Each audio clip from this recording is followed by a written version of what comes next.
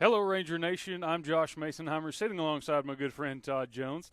We hope you're ready for today's Ranger Rundown here on Greenwood Sports Network.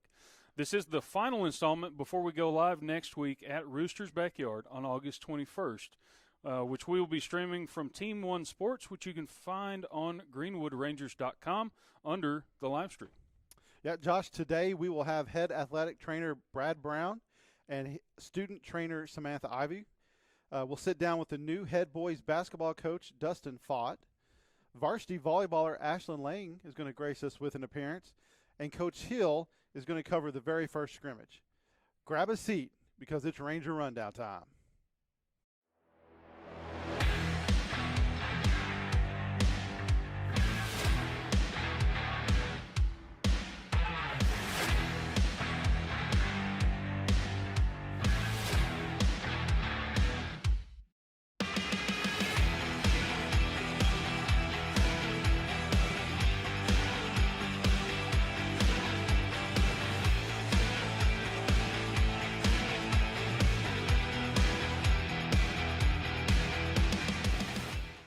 Sitting in with us today, we have Coach Brad Brown, head trainer, and one of his student trainers, Samantha Ivy. Appreciate you guys stopping by and sitting down for a quick visit.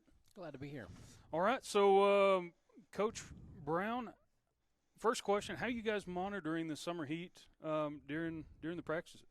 Well, as everybody knows, it's a unbelievable summer and fall year right now. It is unbelievably hot. We use our peri-weather system. It's a little weather system that's up on one of the stadium lights. It tells us the temperature, the lightning. It tells us about the wind. It tells us about something we're going to talk about in a minute, the wet bulb globe temperature. We pull down our forecast. We look at how it's going to be at our practice times. We go talk with Coach Hill. We make adjustments to practice, and we've stayed safe so far. Okay. Yep. So you brought it up, the WBGT. How does that differ from the heat index? You know, a lot of us hear about the heat index. That's what it feels like outside. You know, it's 100 degrees outside, but it feels like 114. That's just kind of the heat that you feel. The wet bulb has to do with how your body can evaporate your sweat off and keep itself cool. And so it adds in some wind, direct sunlight. The term baking in the sun is a true deal. You know, the sun comes out, the wet bulb goes way up. And the further it goes up, we have some alarms set that let us know when to change practice up. And, of course, the coaches are awesome about that. Cool. Okay. Coach, last question for you. How about some signs that you always look for in the players? You know, related to heat stress. You know, one of the first signs is, they're just sweating more than normal. Then they start to get a little confused. They can start getting muscle cramps. All our coaches are awesome about, looking at kids and talking to them and taking care of them and sending them to me if there's a problem. Luckily, like I said, so far we haven't had any problems. If we don't catch those, you can actually get to a point where you quit sweating. And when it gets to that point, it's a medical emergency, and we'd like to not have any of those if at all possible. Yeah, absolutely. Makes sense. Just for my own knowledge, at the scrimmage last week, I think it was 108 degrees. How does that translate to field temperatures? Is there is it 10 degrees, 15? How much hotter is that? It was real hot. It was 108. I think it said it felt like it was 120, 110. The wet bulb was up there really close to the 90-degree mark, which makes it really, really hard for your body to cool down. We took some temperature of the field, the turf, especially on the Navy where it gets really, really hot.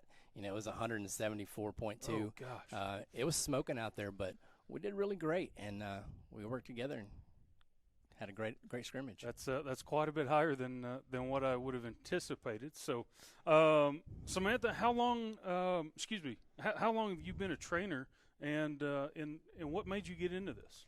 Well, I started in the 8th grade just because it was just a class that they put me in, and then after that, freshman year, I wasn't going to be a trainer, and then I got put into PE, and I was like, I don't want to do that. So Okay. I texted Coach That's Brown's fair. wife and asked if she could connect me with him, and then because training counts as a athletic period, I guess. So then I really just started it so I wouldn't have to be in PE, but then I fell in love with it. Gotcha. So this is your senior year, Yes, right? sir. So how about a most memorable moment while being a student trainer? I would say that my most exciting or memorable thing is whenever one of our fellow trainers, well, it's not exciting, this part isn't, he got into a car accident this past spring, and we all, like, everyone kind of bickers at their moments, and that time it was just really rough for all of us, but then at the end of the point, we really just worked together, and I think it created our bond just 10 times better than what it would have ever been. So, like, I wish that would have never happened, but Sure. at the exact same time, it really made us just a whole lot stronger just together. So I think this year it's just better than any year that we've had, just as, I don't know, being good friends this year. Gotcha. I don't know if you know this, but my counterpart Todd is a big movie buff. I think his favorite movie is the Barbie movie. What would be your favorite movie? I think my favorite movie would be Ferris Bueller's Day Off. Okay, it's a good classic right That is there. a good one. I Yeah. think it's like the Is a first. Ferrari in there. I mean, Yes, first Can't- movie I can't beat it. remember.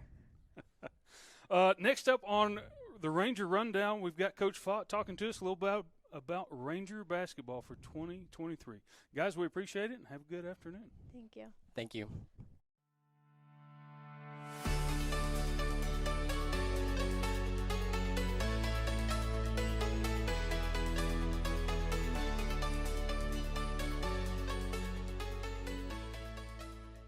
Grateful to have Coach Fott with us today. Coach has taken over the Greenwood boys basketball program after spending the last 3 years at Midland High. Coach Fott, appreciate you coming to sit down and answer a few questions for us. Glad to be here. Thanks for having me. Coach, tell us a little bit about your background, how you found your way to the thriving metropolis of Greenwood. Well, like you said, I've spent my I was at Midland High for the last 3 years. Prior to that, I was at San Angelo Central as the head boys coach there for 4 years. Previous to that, I was the head boys basketball coach in Brownfield for 6 years, where we had 4 straight district championships, 3 straight regional finals, and won the state championship in 2016. So before that, I just kind of bounced around a couple places right out of college, just kind of climbing the ladder and stuff. But yeah, that's pretty much the places I've been. Okay. What were some of your observations after spending a summer, getting to evaluate and look at some of the players? What were some of the things that you've seen or that stood out to you? Man, I'm really, really impressed with the kids that we have out here at Greenwood. I really am. Their work ethic is off the charts. Just their attitudes, their atmosphere, their work ethic, everything about the kids we have out here is really, really impressive. And they love to be in the gym. You can't. I've tried to run them out a couple of times. They always find a way to sneak back in and get more shots up. And to be somewhere where that is the norm and not the exception is something that is very, very encouraging for us coming in, and just seeing how much the guys love being in the gym and constantly are asking to get up here and get shots up and wanting to do more and more and more. It's just it's very, very encouraging. That's good. Okay. Switching gears to expectations of the year, do you have certain expectations for you? Maybe expectations from the fans, from the kids, kind of. Well, I know, just as far as the community goes, I know Greenwood has high expectations in everything that they do, academics, athletics, everything, and that's something that we've already talked to the kids about. The expectations are through the roof for what we have coming in this year. We've got a lot of returners. We're solid seniors through freshmen. Every grade level is really, really good. Lots of talent, lots of depth. And so we expect to be competing for a district championship on every single level, 7th grade all the way up to varsity. And I don't think those expectations are lofty at all. I think that that's exactly where we want them. And we've already talked to the kids about being in a position to compete for a district championship, and then let's go make that deep run in the playoffs and put as many gold balls up in that locker room as we can. Okay. Yeah. So, you've talked a lot about spending time with the kids and, them contacting you, wanting to get the gym open and stuff like that. So what steps have you taken kind of start building your relationships here with the athletes and the other coaches that are here in Greenwood?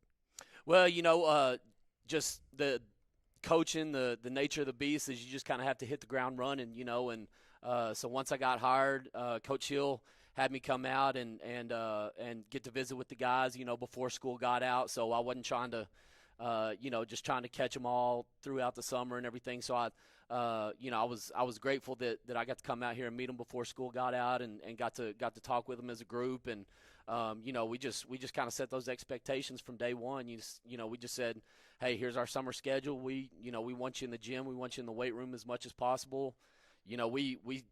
We still want you to be kids and experience summer and, have some time off and recharge the batteries. But, the more you can be up here in the locker room, in the gym, in the coach's office, we want to build those relationships, face to face and, just be around them, get to visit with them, I had my two boys in the gym with me all summer long, and I want them to be around those guys and stuff because we preach family, and I know they're probably going to get tired of my kids being around and all that kind of stuff every once in a while because they can be a little bit annoying, but they're gym rats too, and those are the type of kids that I want my boys to be around, those kind of positive influences and things like that. So, just being around them as much as possible, being present, having my coach's office door open, having them come in and visit. And, that's kind of the old school way of building relationships.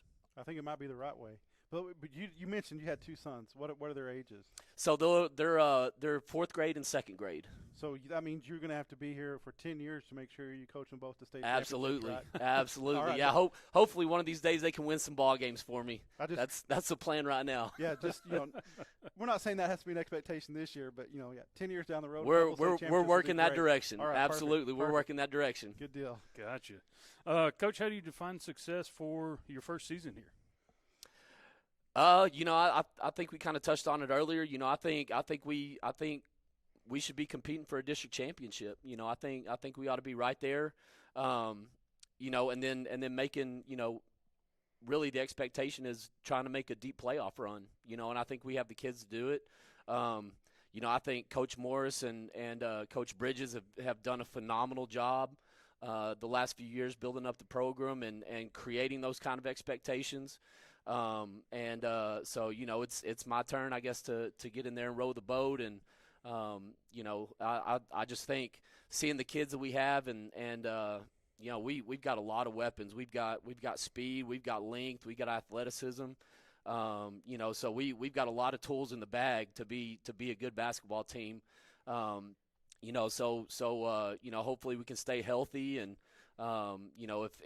if we've got the guys that I think we're going to have and the depth that I think we're going to have, we're going to be able to just throw waves and waves and waves of guys at opposing teams. And, I think it's going to be a really fun year. Going to use up all your fouls in a game? Absolutely. We're gonna run a gun. We're gonna be baseline to baseline, and can't take them home with you. Yep, that's right. And like I said, with the depth that I think that we're gonna have, fouling shouldn't be something we have to worry about at all. If you didn't get some fouls, you weren't trying hard enough. We're not pressuring hard enough. If we're not fouling at least a little bit, you got to make those officials call them all.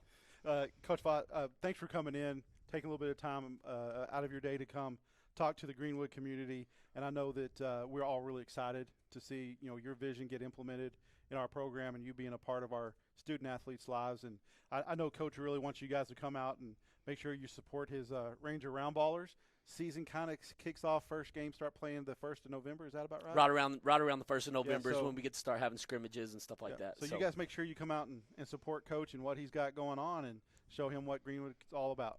Dang right. It's a great day to be a Ranger. Yes, it is. Coach, we appreciate it.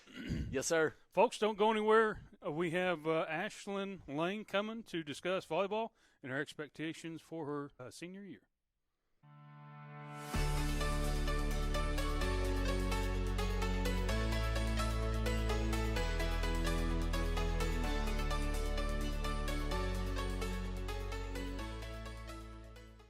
I am super pumped to sit down with this Rangerette and hear about her journey through her senior year, what her expectations are for her last go-around. Ashlyn Lang, middle blocker. Last year, Ashlyn, you were co-outstanding hitter for the district. Yes, is that sir. right? Yes. And I think maybe that I read somewhere that you were second team Permian Basin. Yes, sir. Something yes. like that, yeah. So little bit of patches on the jacket, right? Yes, sir. That's awesome. So are you ready to get to it? I am. All right, great. So what are some of your personal goals for this season?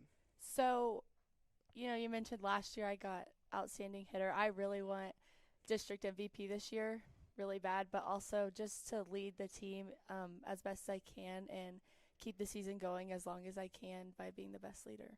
I got that. So I want those same things for you, and you have done a great job leading the team. I mean, the emotion that you're showing out there, I've been really impressed, and I've loved watching you out there this year. And I think so far you are hitting those goals. So keep it up. What are some of the team goals for this year? Definitely to win district. That title got taken from us last year, and we're still a little salty about it. So we definitely plan to get that back this year and just keep building the bond that we have. Good deal. Yeah, I can see that. Maybe we beat Andrews this year Yeah, a couple times. definitely. Yes. Okay. So do you have any like pregame rituals, traditions, anything that you do beforehand every time to get you ready for the game? Well, if you know me, I love my Alanis. Okay. I love Alani, so I have one of those before every game usually. And then before each game, we all get together and we pray together and just thank God for waking us up and letting us play again and praying for an injury-free game. So that's something that really calms us down each game and gets us ready to go. Great. So for you, the feel of things, what's kind of the difference between last year and this year for you? Well, this year I've really stepped into a leadership position and just changing my mindset of not sitting back and letting like other people lead. It's my job now, and so I'm just trying to make sure my attitude's always where it needs to be, and if I'm having a bad game, not letting that affect other people and just making sure everybody's mentally there every game. All right. What would you say is the best thing about being a Rangerette? Definitely our bond. This year we have such a tight group of girls, and I don't know if you know this, but it's really hard to get 12 girls to like each other. So this year it's just different. The energy's different in the locker room, on the court, whatever it is. We're always having fun together, so it makes everything much more enjoyable. So, yeah. Well, that's good. I'm glad to hear that. Yes. And I think that shows a little bit through some of the obviously when things are going well and through some of the adversity. I think you can see that so that's a good thing to have. So you ready for some less serious, kind of some rapid fire questions? Go for it. All right, yes. here we go. So you just answer as quickly as you can. Okay. All right, here we go. Best food, Mexican or Italian? Italian. Worst jersey color, brown or orange? Orange? Favorite color? Blue. Favorite ice cream? Cookies and cream. Favorite cereal? Fruit Loops? There's nothing wrong with fruit. Favorite snack? Usually fruit. Okay. All right. Which is best, the beach or the lake? The beach. Blocking or hitting? Hitting. Trucks or cars? Cars. Me or Josh? You. Oh, nice answer. Last question, I promise. If you were offered a starring role in 2 films, but could only star in one of them, would you pick Barbie or the new Marvel movie? I'm going to go with Marvel. Okay, all right. Well, I'd hope that was the one you're going to pick. I think that one fits your personality yeah, I'm the not best. a Barbie type. No, girl. not really. No. All right. Ashlyn, thanks so much for coming in, taking your time out to come in here and talk to us a little bit. I'm sure everyone's looking forward to watching you this season, see how you can help lead your team on to that district title and as far in the playoffs as you guys can make it. So, guys, make sure that you come out, watch Ashlyn and her teammates this year. Come out and support them, and we'll see if they can't capture that district title. Up next on Ranger Rundown, we're going to get Coach Hill's thoughts on the scrimmage and find out what comes next this week. So stay tuned.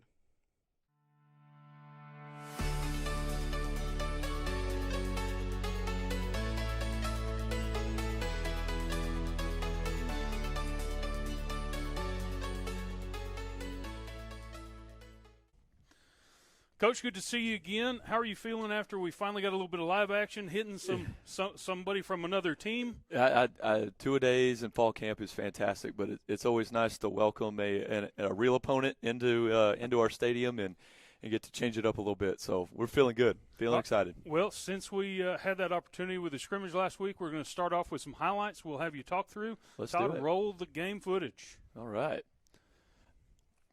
It was a good crowd, too. Even despite the heat, it was a lot of fun to be out there. And you see right here, Lincoln has a great read, hits Tatum Pierce down the sideline, who makes a great catch, and it was a really good job.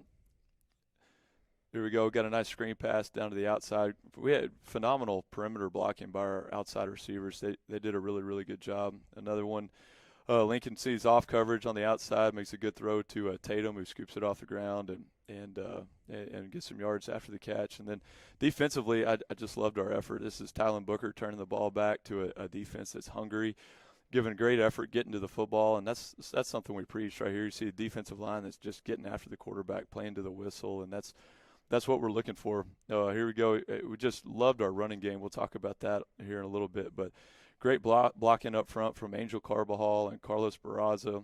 Strong running game from Tylen Booker and Dylan Dominguez, and then just can't say enough about Josiah Galindo. He finds Grayson Register right here, goes up in traffic and makes a great catch and sets up a score right here. Again, Josiah coming in and with that second group on offense and getting the ball moving, getting us in the end zone.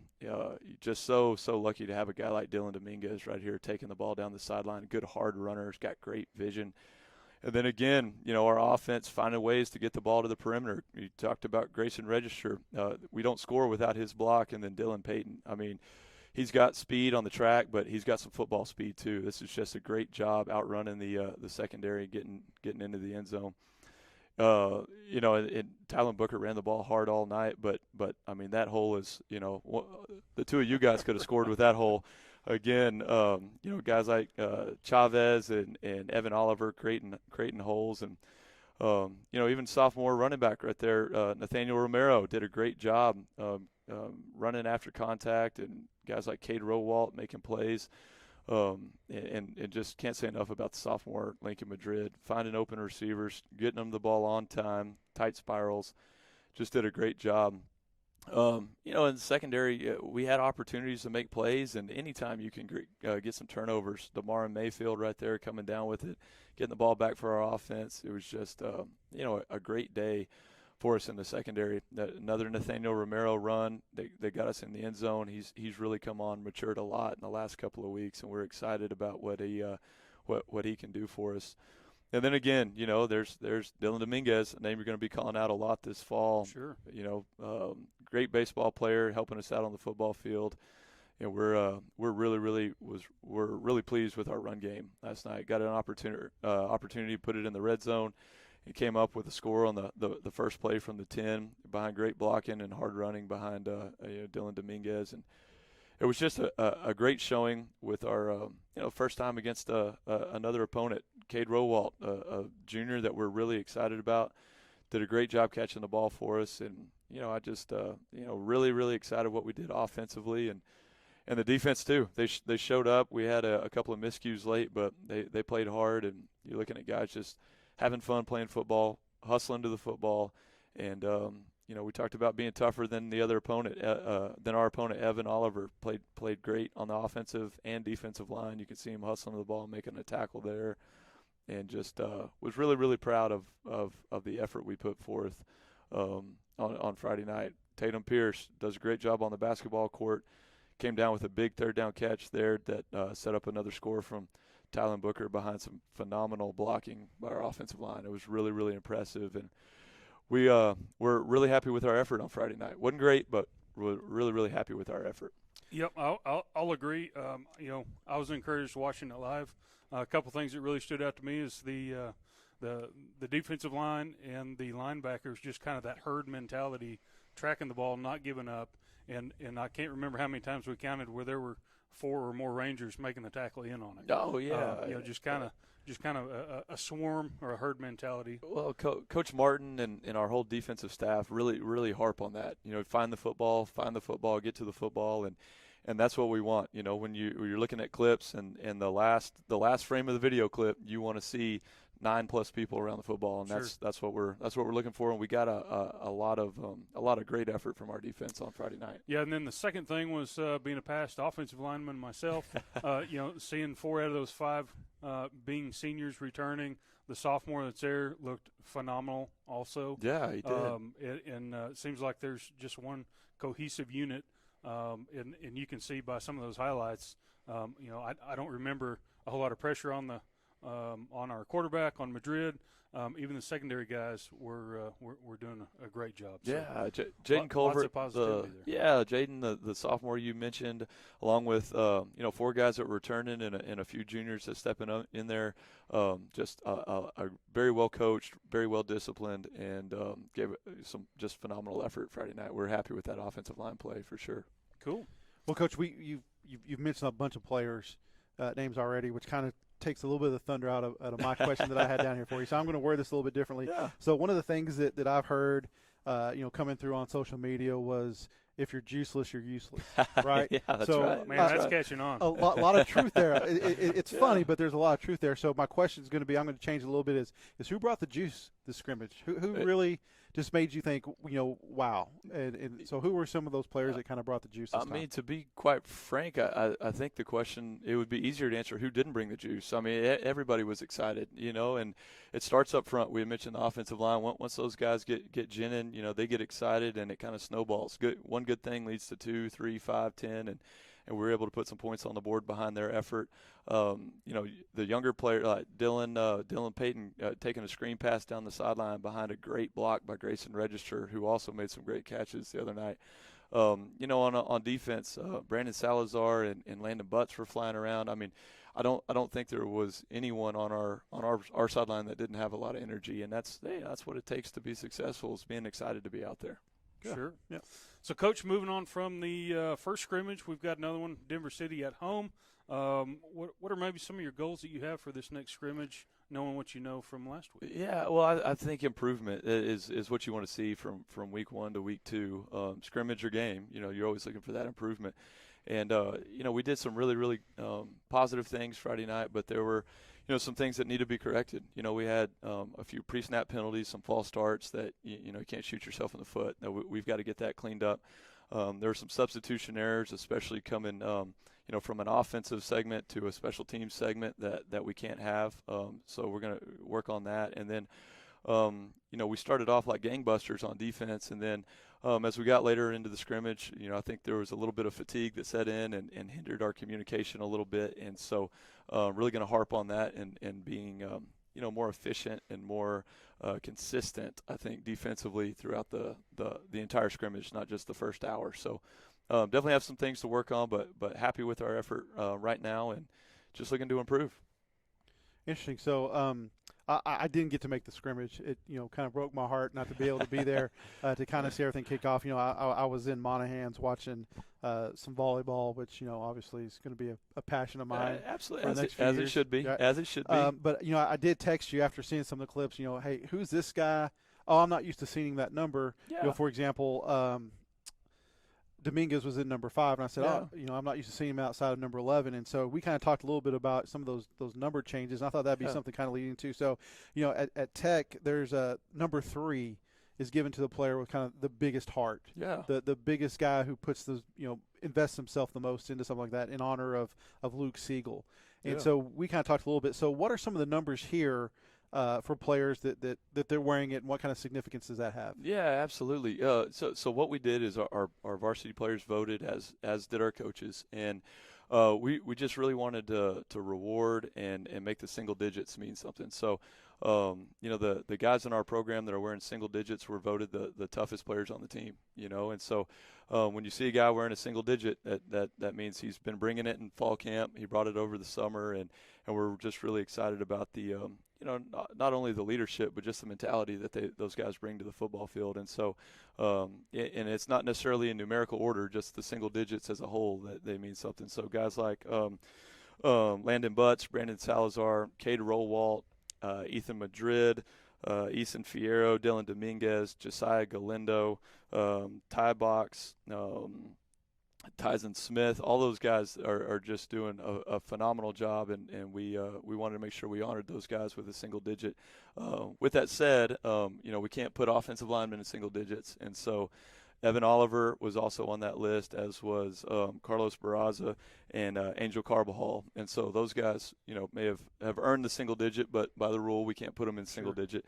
And then obviously the guys that have been on varsity before, we didn't want to take those numbers from them if they wanted to wear their old jersey. So Tyler Booker also was voted a single digit guy, but has elected to wear number 30 this year. But those guys just do a fantastic job for us, and so when you see a single-digit guy, that it means a little something for us in our program. Interesting. Yeah, that's a really cool story there. Appreciate that. Yeah, I was wondering. My follow-up was going to be, well, why are we discriminating against the offensive line? Well, it won't be reflected in the program, but in our hearts, we'll know they're single-digit guys, all of them. So, Coach, we've had some time to spend with your offensive coordinator and defensive coordinator. How about the other position groups? Varsity coaches there. Yeah, absolutely. Well, like you said, Coach Gill is our offensive coordinator and coaches our offensive line, along with Coach Michael Whitehead, and those guys you can see as evidenced by that scrimmage, not just the varsity scrimmage, but the JV and freshman groups as well. Those offensive lines played really, really well on in the sub-varsity levels as well. Bobby Alvarez, he's coaching our running backs. Larry Galindo is coaching our receivers. Brian Burchett is our quarterbacks coach, and Ryan Cox coaches our tight ends. And then defensively, Markel Martin is our defensive coordinator and works with our safeties. Andy Hines, who's been a Greenwood guy for a couple of years, we brought him up from the middle school, is coaching our corners. He's doing a great job. Adrian Barrera coaches our linebackers, and then Josh McDonald, who's been at Greenwood for 12 or 14 years, is coaching our defensive line. And then I also want to give a shout out to Coach Pat Lyles. He's kind of the godfather of Greenwood football right now as far as his tenure, and he coaches the coaches. I want to give a shout out to our players as well. We've had over 80 guys participate in some community service events and put several hundred hours in, all told. And Coach Lyles kind of heads up that program as well. So we've got a great staff, and I don't want to stir the pot too much, but I would say that we've got one of the best 4A staffs in the state, and so we love coming to work and impacting young lives every day. Well, you mentioned Coach, the offensive line coaches, and you need to buy them an ice cream sandwich. They've earned it. They've earned it. And your comment about Josh not being able to score on that one run that Tylen did, they're not taking away from Tylen. There's absolutely no way either one of us scores, but we probably could have got 4 yards on that play. All three of our backs did just a phenomenal job. They ran the ball very, very hard. All three have great vision. Dylan and Dominguez and Nathaniel Romero see the holes really, really well, and Ty Box is, he's thunder to their lightning. But none of it happens without the front five, and those guys were they had a surge all night long, and that's what you're looking for. Yeah, it was.